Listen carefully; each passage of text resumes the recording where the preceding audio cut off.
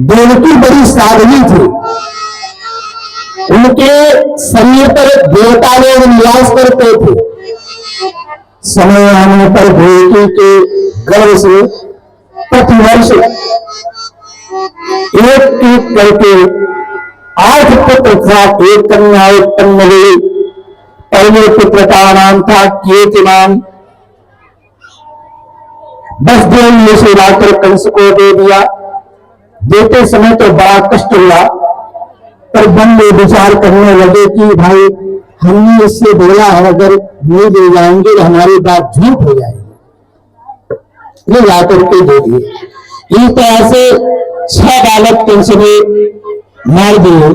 17वें बालक के रूप में बलराम जी आए और बलराम जी को आकाशवाणी के माध्यम से देवकी के 8वें गर्भ से जो संतान आनी थी वो दूसरे जगह भिजवा दिया गया।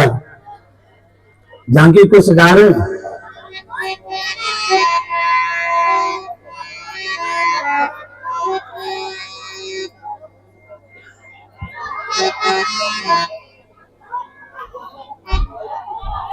जैसे हम बोले हैं तो मेरे से मालूम है। हाँ। और जब लाना होगा तो भी लेके आना। ठीक है आप बोलिएगा। हाँ, पहले यहाँ श्रृंगार करवा दो जाके।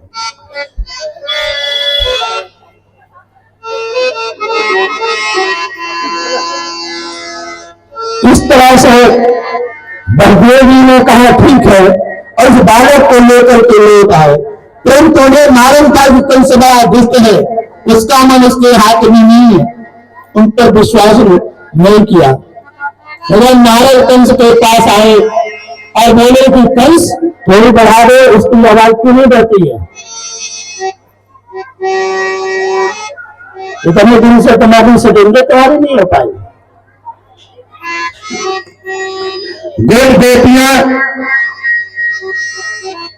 और नंद आदि गोपिन की स्त्रियां बहुत विष्णुवंश यादव और यादव वंश की स्त्रियां नंद आदि वसुदेव दोनों नंद बांधव सभी संबंधी सबके सब देवता हैं। इस समय तुम्हारी सेवा कर रहे हैं और भी देवता ही हैं।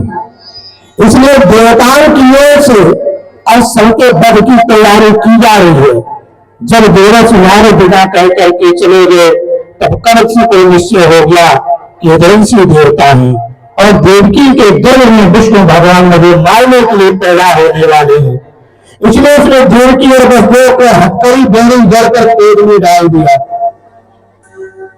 दोनों जो जो पुत्र होते गए वह सब मारते हुए, इसलिए हर चिंता बनी रहती थी कि विष्णु ही इस बालक के रूप में आ जाएंगे। कंस ने एक एक करके देवकी के 6 बालक को मार डाले और देवकी के 7वें गर्भ में भगवान अंश श्री शेष जी आए। आनंद फिर शेष जी के गर्भ में आने का देवकी का बहुत खुशी और आनंद हुआ, परंतु कंस शायद इसे भी मार डाले, इस बात को लेकर के बड़ा शोक हो गया। भगवान ने देखा और योग माया को आदेश दिया, देवी तो वेद में जाए और आप प्रदेश द्वार वाले और गौों से सुशोभित है। नंदबाया गोकुल में वसुदेव पत्नी रोहिणी निवास करती है। उनकी पत्नियां कंस के घर से गुप्त स्थानों पर रह रही हैं। इस समय मेरा वंश शेष है। देवकी के उदर से गर्भ में इसको दूसरे घर में ले जाकर के स्थित कर दो, अर्थात देवकी से रोहिणी के गर्भ में ले जाकर के इसको रख दो। अब मैं अपने समस्त गांव बल आए अंशों के साथ देवकी का पुत्र बनूंगा और तुम नंद बाबा की पत्नी यशोदा के गर्भ से जन्म लेना। तुम लोगों को निर्माता लोग वरदान देंगे और सबको तुम सामर्थ्यवान हो जाएगी महामागा कर देने के लिए। पृथ्वी में तुम्हारे लोग बड़े बड़े मंदिर बनाएंगे और भद्रकाली दुर्गा क्षमा इस तरह से तुम्हारे बहुत से नाम होंगे। शारदा अंबिका और देवकी के घर से खींचे जाने के कारण शेष जी को लोग संसार में संकर्षण कहेंगे और लोक रंजन के कारण राम कहेंगे और बलरामों में श्रेष्ठ होने के कारण बलभद्र कहेंगे।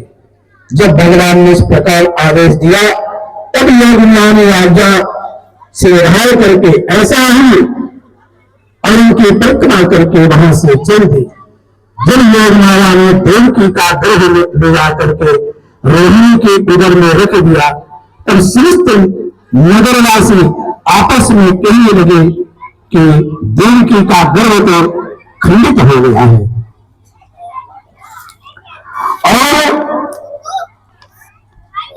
भगवान जी के जाने के बाद जो देवकी है, देवकी का जो स्वरूप है वो दर्शन में हो गया है। सादेव की सर्वे भुवनवास निवास भूता नितराम मरे। भगवान सारे जगत के निवास स्थान है। देवकी उनका भी निवास स्थान बन गई है। जब ये सृष्टि में प्रलय आ जाता है, प्रलय आने के बाद ये सृष्टि कहाँ चली जाती है? भगवान के उदर में प्रवेश कर जाती है। जिनके उदर में समस्त सृष्टि प्रवेश कर जाती है वही परमात्मा देवकी के उदर में प्रवेश कर गया है। और जैसे ही भगवान देवकी के गर्भ में आए हैं, वो जो सोच का गृह था, जेल खाना था, वो जगमगाने लगा, प्रकाशित होने लगा। श्री सुखदेव जी कहते हैं कि परीक्षित वो जेल खाना इतना जगमगा रहा था कि जैसे हमारे चंद्रमा एक साथ उड़े होकर के जगमगा रहे हो, किंतु वह दिखाई नहीं दे रहा था। क्यों दिखाई दे रहा था? क्योंकि जैसे कोई घर के अंदर कोई बल्ब लगा देता है तो उसका प्रकाश नहीं फैलता है, ऐसे ही देव की बहुत प्रकाशित हो रही थी, किंतु जेल में रहने के कारण उनका प्रकाश फैल नहीं पा रहा था।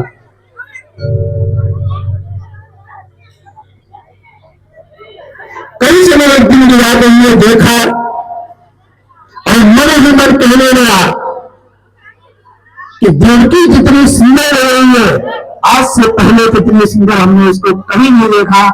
जरूर इसके गर्भ में लगा कि इस बार नारायण भी पधारे। मध्य तस्मैं कर्मणि महासुने, विष्णु ने इसके गर्भ में प्रवेश किया है, क्योंकि इससे पहले देवकी कभी कोई सुंदर नहीं थे। इस विषय में शीघ्र से शीघ्र मुझे क्या कहना चाहिए? देवकी को माना तो ठीक न होगा, क्योंकि वीर पुरुष था अपने प्राक्तन को कलंकित नहीं करते। या तो एक स्त्री है और दूसरी या मेरी बहन है। अब देखो कंस की बुद्धि कितनी निर्मल हो गई, कंस की बुद्धि कितनी निर्मल हो गई। उसी देवकी को जिसमें सुहाग के एक चूड़ी भी फूटी थी, उसी देवकी का गला काटने को तैयार था। आज उसी देवकी के पास कितनी धर्म की बातें कर रहा है कि ये धर्म पुरुष को ये शोभा नहीं देता, हमारी बड़ी लज्जा होगी, स्त्री को मारेंगे, ये मेरी बहन है। यह भाव क्यों आ रहे हैं? क्योंकि इस समय साक्षात सृष्टि के नियंता नंदनंदन गोपाल देवकी के उदर में प्रवेश कर गए हैं। इसलिए भगवान का दर्शन, उनके भक्त का दर्शन करते ही कंस की बुद्धि निर्मल हो गई है, निर्मल हो जाती है। और जैसे ही यहाँ पर दूर से जाता है ऐसे ऐसे बुद्धि फिर बिगड़ जाती है। कुछ भी हो, इसको तो मारना ही चाहिए। कंस के मन में विचार आने लगा कि चलो इसकी सुरक्षा बढ़ा दी जाती है और जन्म हो जाते नारे जन्म की प्रतीक्षा करने लगा। अब उठते खाते पीते सोते काला काला होगा, मनु मनोहर वाला होगा, हमारा खो करने वाला होगा। ऐसे चिंतयानो श्री केशम पश्यत तन्मयम जगत। 24 घंटे में ऐसा एक क्षण भी नहीं रहता था जिसे कि कंस भगवान को भूल पाए। बताओ, कंस को भगवान मिलेगी कि तुम्हें मिलेगी? तुम 24 घंटे में तुम्हारे पास 10 मिनट भी नहीं है कि भगवान का चिंतन कर लो।